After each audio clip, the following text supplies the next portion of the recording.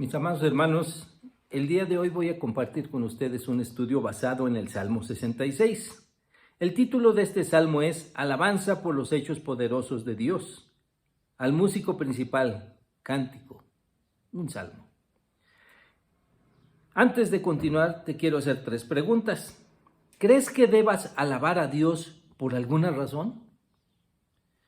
2. ¿Qué maravillas ha hecho Dios en tu vida? Y la tercera, ¿alguna vez te has preguntado si es tu alabanza correcta hacia el Señor? Este gozoso salmo inicia con una alabanza colectiva para después concentrarse en el culto individual. El salmista refiere a algunos de los principales milagros en la historia de Israel y da testimonio que Dios ha sido siempre fiel en medio de graves aflicciones aún. Hoy dividiremos el estudio del Salmo 66 en 3 partes. 1. Exhorto para alabar el nombre de Dios. 2. Recuento de las maravillas del poder y la provisión de Dios. Y 3. El predicador debe vivir lo que predica. Te pido que inclines tu rostro y oremos al Señor. Bendito Padre, gracias te damos, Señor, por este momento en que podemos, Señor, estar reunidos por este medio para escudriñar tu palabra.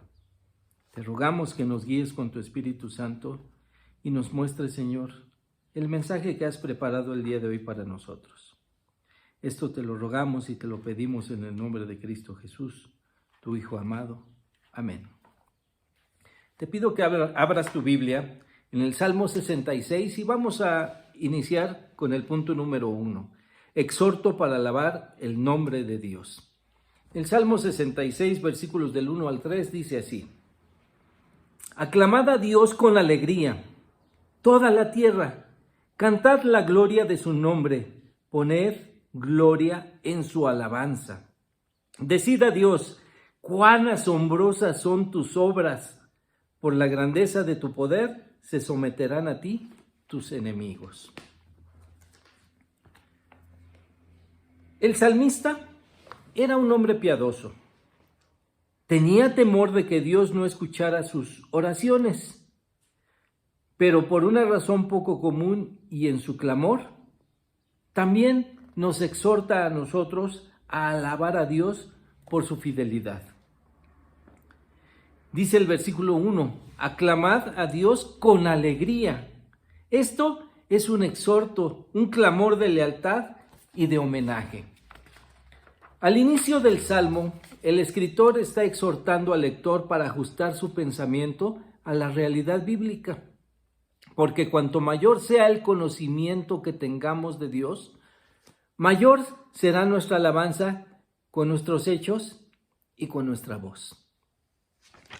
Piensa en ese momento en que la iglesia está reunida y canta alabanzas a Dios, que está cantando himnos, cantos dirigidos hacia el Señor.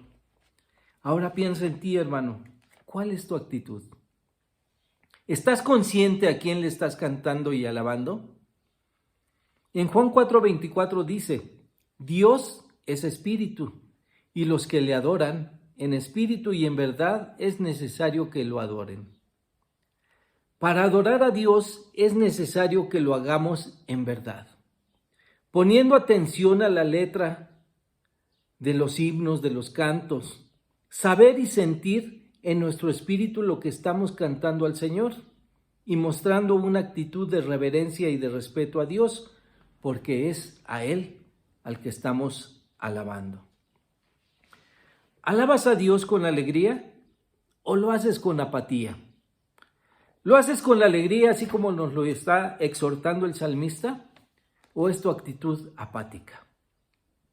¿Eres de los hermanos que cantan en el culto sin fijarse en la letra, sin sentir verdaderamente lo que se está diciendo? ¿Eres de los que aprovechan la alabanza para ir al baño? ¿O te dedicas a ver tu celular? o te distraes platicando con el hermano que está junto a ti, etcétera, etcétera. ¿Qué significa la palabra alabanza? Alabanza es el reconocimiento de los méritos o cualidades de una persona mediante expresiones, ya sean discursos, cantos, reconocimientos, etcétera, que sean favorables al que los está recibiendo.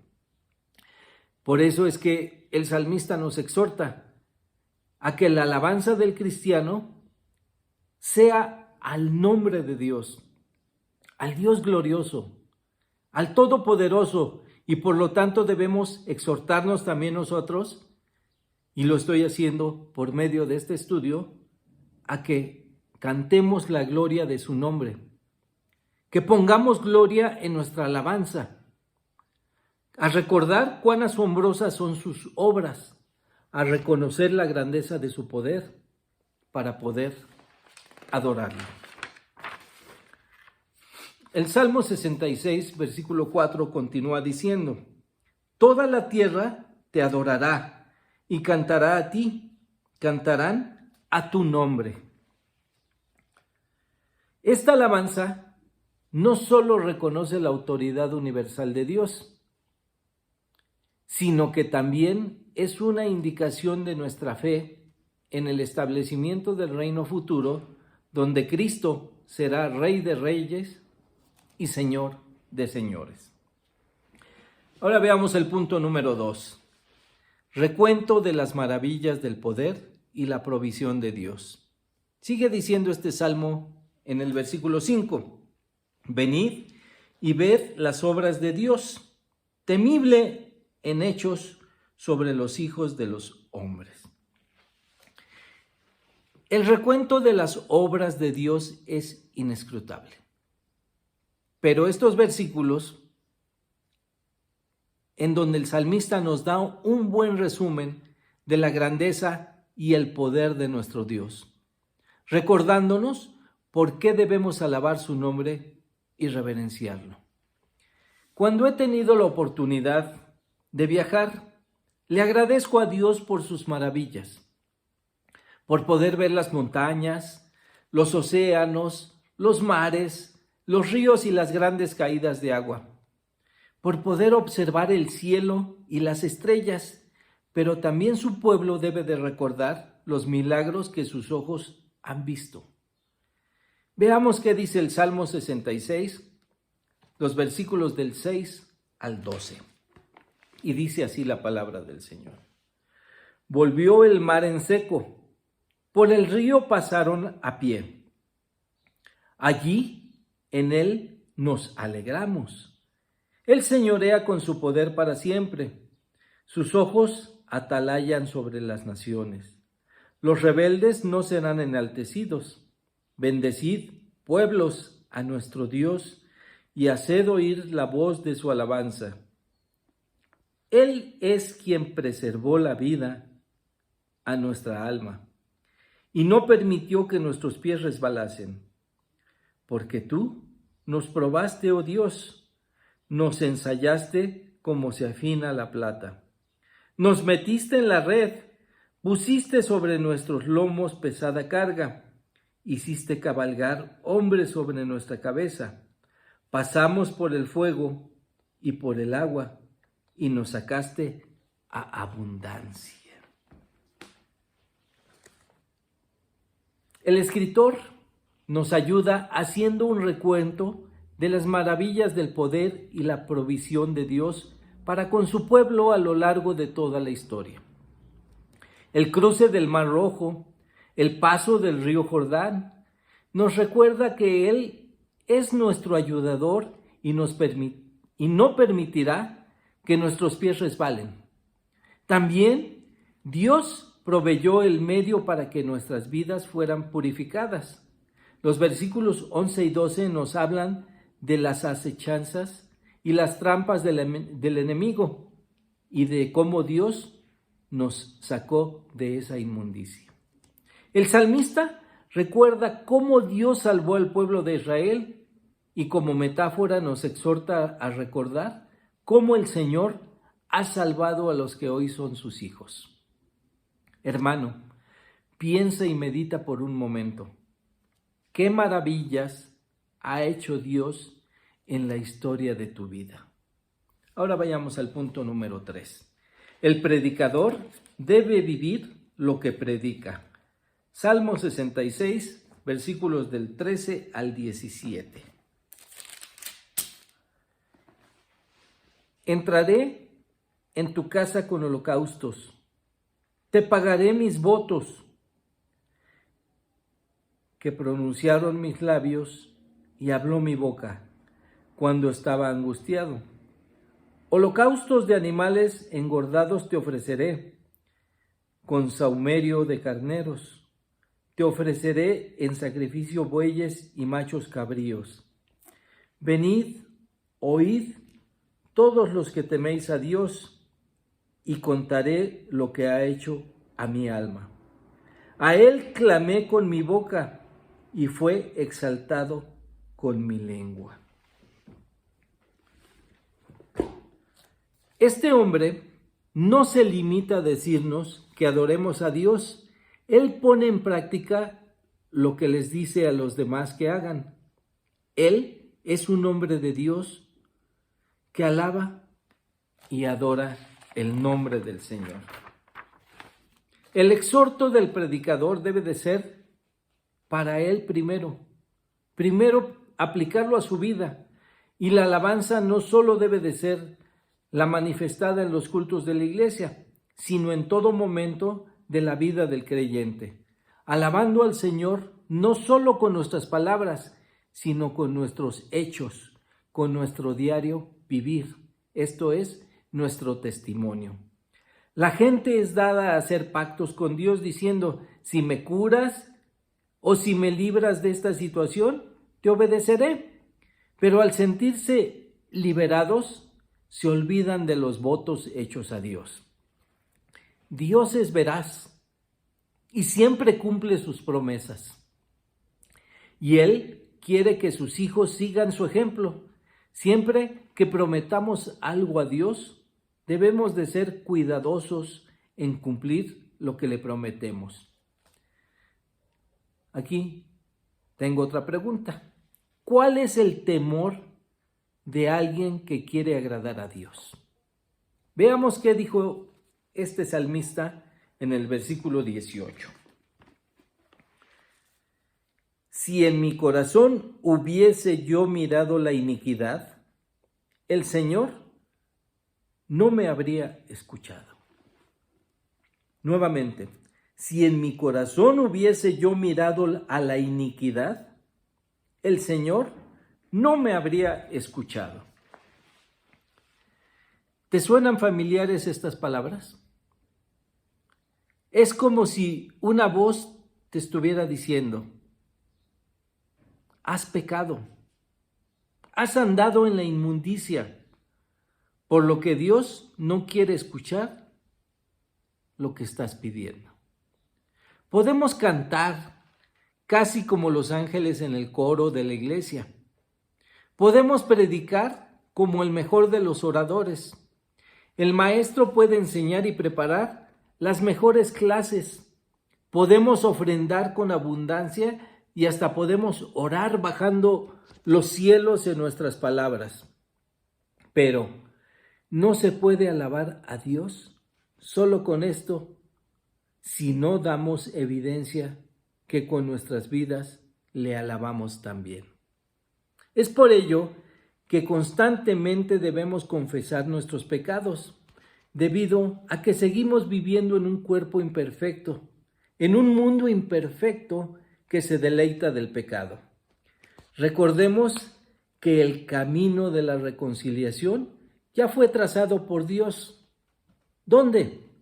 En Cristo Jesús, que murió por nuestros pecados, que no debemos andar en caminos de iniquidad, pero también Él mismo, si arrepentidos le pedimos perdón, es nuestro representante ante el Padre. Primera de Juan 2, versículo 1 dice: hijitos míos, estas cosas os escribo para que no pequéis, Y si alguno hubiese pecado, abogado tenemos para con el Padre en Jesucristo el justo. La frase inicial que dice, hijitos míos, nos indica que esta oferta es para los que son sus hijos. Por lo que debemos recordar que la forma de llegar a ser miembros de la familia de Dios es por su voluntad, es por obra del Espíritu Santo y por la fe salvadora en el sacrificio del Señor al morir en la cruz por los pecados del mundo. Si yo alimento el pecado en mi corazón, dice el salmista, Dios no va a oír mi alabanza. Continuemos leyendo el Salmo en los versículos 19 y 20. Mas, ciertamente me escuchó Dios atendiendo a la voz de mi súplica. Bendito sea Dios que no echó de sí mi oración, ni de mí su misericordia. El salmista no está diciendo, Señor, dame algo. El Salmo 66 habla de darle a Dios algo. Esto es alabanza. Y por ello se preocupa que el pecado que puede haber en su corazón ponga en riesgo su capacidad de alabar a Dios. La confesión de nuestros pecados a Dios requiere que escuchemos cuál es la voluntad del Padre. Y el arrepentimiento tiene que ver con nuestros deseos de dejar de hacer lo que desagrada al Señor para alcanzar su misericordia. Proverbios 28:13 nos recuerda y dice, el que encubre sus pecados no prosperará, mas el que los confiesa y se aparta alcanzará misericordia. Entonces, ¿qué debo hacer para poder alabar y adorar a Dios en espíritu y en verdad? Si nos negamos a arrepentirnos, si abrigamos y acariciamos nuestros pecados, se levanta un muro entre nosotros y Dios. Pero quizá no recordemos ni podamos confesar todos los pecados que hemos cometido en nuestra vida, pero nuestra actitud hacia la vida debe de ser una vida de confesión y obediencia al Padre. Y si queremos alcanzar la misericordia de Dios, debemos reconocer que hemos pecado, arrepentirnos y pedir perdón a Dios por haberle ofendido. Y si aún no te has rendido al Señor, pídele en oración a Jesús que venga a ser tu Salvador y el Señor de tu vida, obedeciéndole en todo y alabando su gloria y su poder con tu vida y con tu voz. Inclina tu rostro, hermano, y oremos a nuestro Señor. Bendito Padre, te damos gracias, Señor, por tu enseñanza, por dejar, Señor, plasmada tu voluntad en tu palabra y a la que podemos accesar cada vez que abrimos nuestras Biblias, Señor, para que tu voz sea la que nos hable. Gracias por haberlo hecho el día de hoy a través del Salmo 66, por este exhorto que nos hace el salmista, Señor, de alabar tu nombre. Y enséñanos, Padre, a hacerlo con reverencia, a hacerlo con espíritu y en verdad, para que te alabemos, Señor, como tú lo esperas de cada uno de nosotros. Que no solamente sea con nuestra voz, sino también con nuestras vidas, con nuestro testimonio, y que nuestra alabanza sea todos los días de nuestra vida, reconociendo que tú eres el Señor de señores y el Rey de reyes. Te rogamos y te pedimos esto en el nombre de tu Hijo amado Jesucristo, nuestro único y suficiente Salvador. Amén. Bendiciones, hermanos.